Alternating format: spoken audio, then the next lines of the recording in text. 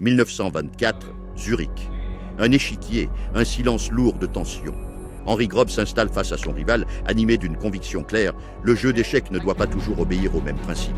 Il sait que concourir sur des terrains classiques favorise ceux qui maîtrisent parfaitement la théorie. Alors, il choisit une autre voie, une voie risquée, inconfortable, provocatrice. L'ouverture Grob.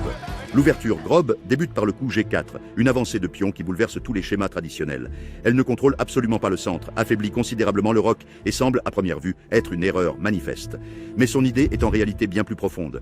Elle vise à sortir l'adversaire de la théorie dès le tout premier coup et à le forcer à réfléchir par lui-même. Après G4 de 5, les Noirs répondent de manière tout à fait logique en occupant le centre et en attaquant indirectement le flanc affaibli. Grob continue avec H3, consolidant ainsi le pion G4 et évitant toute idée tactique immédiate. Le message est clair, ce ne sera pas un duel conventionnel. Si les Noirs jouent A5, cherchant une domination centrale totale, le fou G2 développe l'évêque sur la grande diagonale, visant le centre et le roi ennemi, tandis que les Blancs préparent un jeu dynamique et peu prévisible. Dans une autre ligne de jeu fréquente, après les coups G4 et CF6, les Noirs optent généralement pour un développement plus solide et mesuré de leurs pièces. Les Blancs poursuivent avec le coup G5, ce qui a pour effet d'expulser le cavalier adverse et de leur permettre de gagner un espace précieux sur le flanc roi.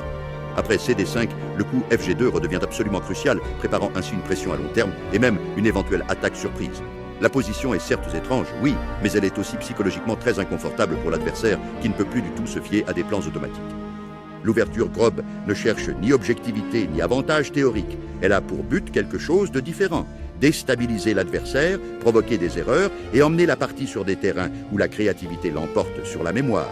C'est une ouverture pour les joueurs audacieux, irrévérencieux et prêts à prendre des risques dès le premier coup.